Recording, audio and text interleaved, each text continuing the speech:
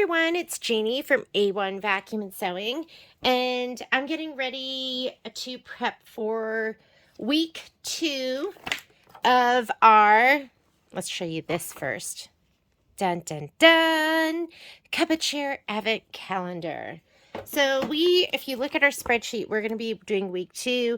I was just looking at this and I think I made a little mistake because I said these two could fit into your 8x8 and they won't. Because anytime you have anything that's 8 inches for the final size, if you're quilting, that means you need 8.5 inches. So I just changed this right here to be a 6x10 or an 8x12. I'm going to be grouping for week 2, so I'm not even going to be using these sizes. I'm going to be using the 8x12, but I put it in here in case that's what you have. So let me show you what you're going to need for today. I actually put everything together. You're going to need your thread. So I have all my thread here. For pop rulers, you are going to need, because we're going to be cutting things down to size, and if you don't have pop rulers, you should get them. If you do a lot of Kimberbell, you need your usual supplies. I'm going to pull those out. Let me put those over here. And for your pop rulers, let me pull this all out. I was getting it ready to take with me because I'm going to be stitching today from the store. Normally I do the sew-alongs from my house, but I just got back from my college tour with my kids, which was super fun. But so I'm going to be stitching from the store to do the sew-along. So pop ruler size is the 6.5 by 6.5, 6.5 by 8.5, and then you're also going to need the 4.5 by 4.5. I'd recommend that you have a 45mm blade, which is the most common size. I think that's what most people have. I'll be using that, and a rotating mat. This is my favorite rotating mat. This is the Martelli mat. I have are they Olfa ones, which I love too. But this one, once you use it, it's just a little bit nicer. So this is the one that I prefer to use. The one I have at the store is the Olfa one, but I'm going to bring this one with me. Little ruler, because we are going to cut down one of our squares. That's 2.5 by 4.5. So you need at least 2.5 by 4.5 for that. And you're going to cut to the ruler. Not to the, maybe I should bring this one. Cut to the ruler. Don't cut to the whatchamacallit,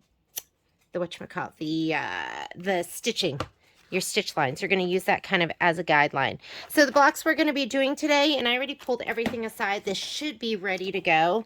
You're going to be doing the snowflake, and I think I put them in order this way.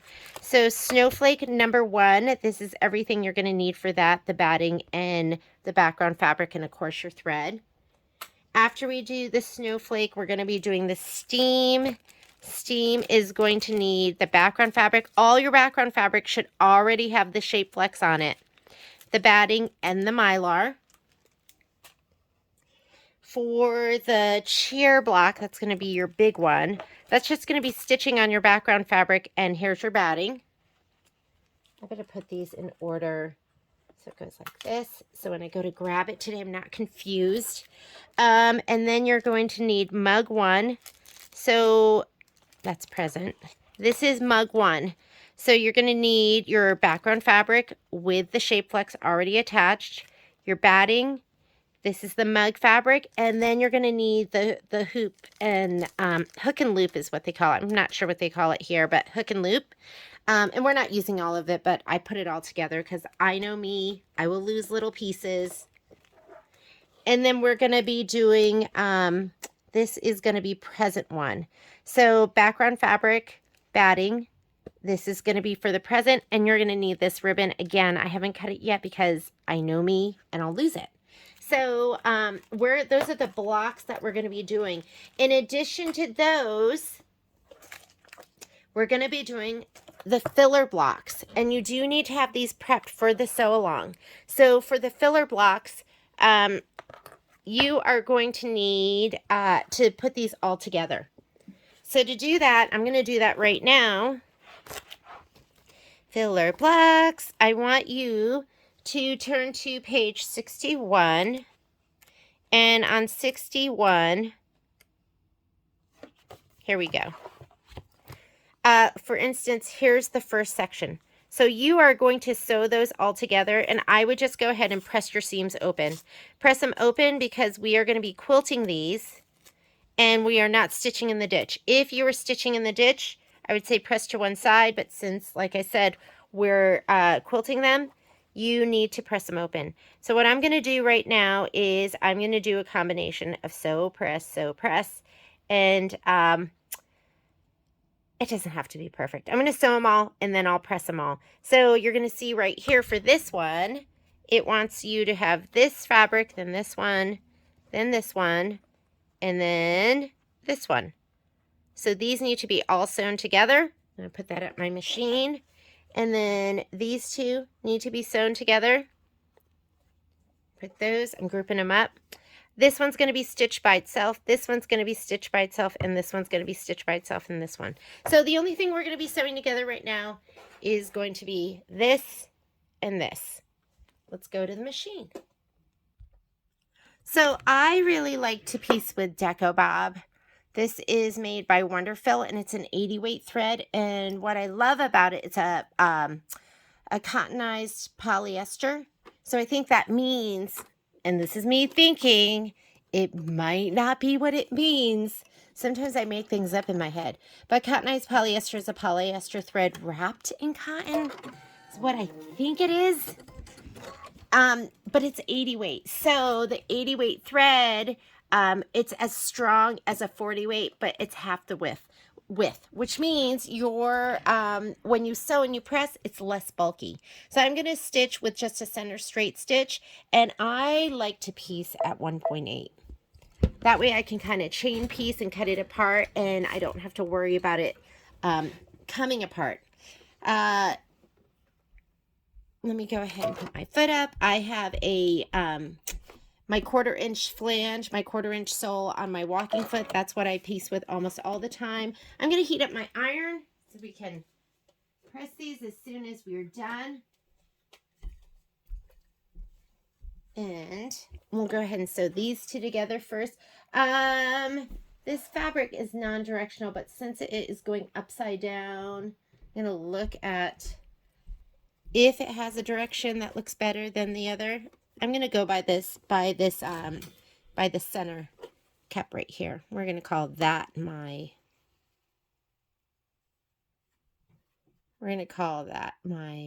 orientation. I like to start, and I'm self-taught. I like to start with my needle down so I can butt my fabric up against that. And I also have my auto pivot on so I can just tuck pieces under as I'm sewing. If you have that feature on your machine, use it.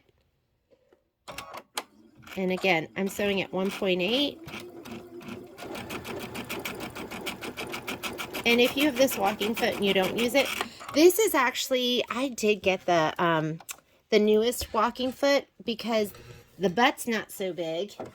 And I feel like, so I'm going to go ahead and do these two next. It's not as bulky as the original. But I mean, I love the other one too. Okay, I'm going to tuck my next one under. What I love about this foot is I feel like it's so stable. Okay, here's my orientation. There is my, and this should go this way. There's my mug, that's right side up. If you really want to get super anal about it.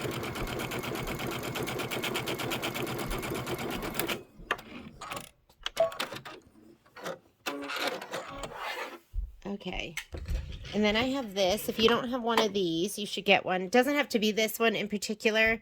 They don't even make this one anymore, but this is for chain piecing, so you can just cut your pieces apart. And then the last two I'm going to sew together will be, this was a standalone little couple. I'm going to sew these two together. So this one went first, then this, and then the mugs. And again, this is my right side up mug, so I'm going to sew these together. And then I'll press them all at once. And I'm pressing my seams open. I'm not, these pieces are so little, I'm not even I'm not using pins, but if you want to pin, you can. If you want a wonder clip or whatever you want to do.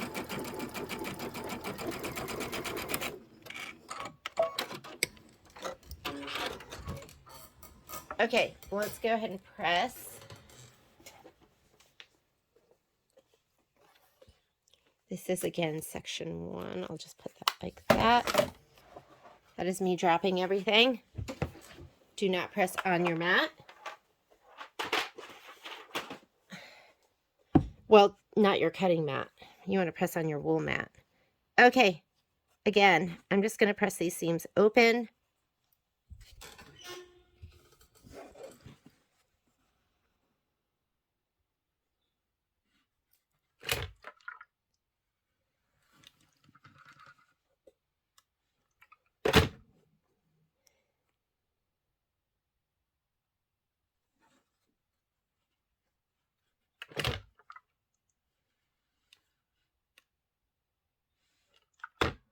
If you want to, you know me, I love best press. And press all of them. Then I'll give it a little shot of best press. And one more press.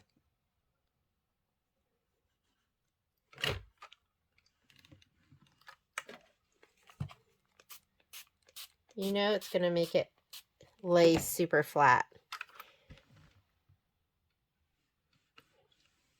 Now your filler blocks are prepped and ready to go.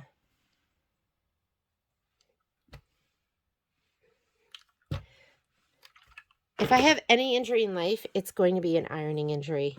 Okay, so these are ready just like in the picture. You can see this one is filler block 1 right here. This one is filler block 2 right here. And these are going to stay individual. So I'm just going to go ahead and clip these all back together. And these are ready to go. The other thing you want to do is you do want to match these up with the batting pieces that you cut. I did not do that beforehand. So for this one right here, this is filler block 2, which is 2x4. Your pieces are going to be, let me grab them.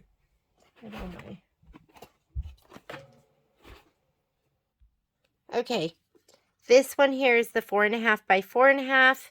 So your filler block or your batting is going to be 4x4. It's going to fit right in there. We're going to be doing it a new way today. We're going to be skipping some steps.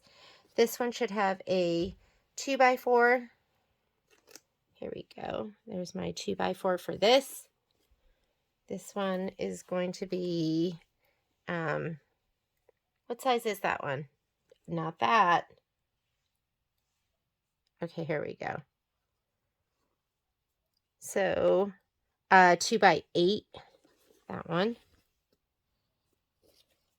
You're going to have a little itty bitty here.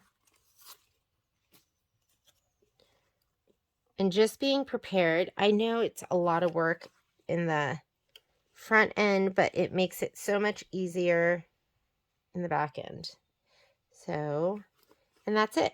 So these are all grouped up with their batting pieces. I'm going to put the rest of these back in. You know, I love to lose things. So I'm going to put this back here. And these filler blocks are ready to go. I'm going to put that lightly on there. And other than that, I'm going to close up my book and put these over here. As far as the batting goes, I'm going to be using 2 hoops today. I am going to be using my 5x7 and my 8x12 because I'm going to be grouping a lot of these blocks.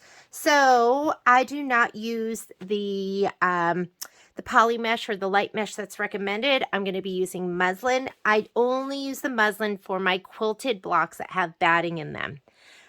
So this is going to be for my 5x7, and I leave it on, I just cut with the fabric. So I leave it here. So what we do, or what we're going to do today, is we're going to hoop and move this up. So we're going to do a hooping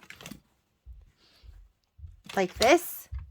Then we are going to unhoop and just move this up and hoop again, unhoop, move this up, hoop again. So you leave it on. If you're using, if you are going to be using stabilizer, the poly mesh, I would advise just not cutting it, pre-cutting it, but leaving it on the roll. So just imagine this is a roll of poly mesh. So this is what I'm cutting. I did this 9 inches by width of fabric. And then for my big bad boy here, this is my 8 by 12 hoop. I cut it 12 inches by width of fabric. And people always ask me, what muslin do you use? It really doesn't make a difference. I use whatever we have in the store. In the store, I don't buy the most expensive and I don't buy the cheapest. But Nikki Brazel, who is the one who told me that she used muslin, she was like, who cares? Just use the cheapest stuff. So whatever you have on hand. This is just going to be muslin. And the reason I use it is because it makes your quilt softer. The poly mesh is a little bit stiff, and I like the muslin because it's more pliable and I think it's softer. I like the way it feels. I think it's cheaper too, to use this instead. We carry it in the store in a 90 inch, a 60 inch, and a 45 inch. I would just buy the 60 or the 90 inch. All right. I think that's it. I will load some pictures too of the hoopings we're going to do today, and I will see you for week 2. See you soon.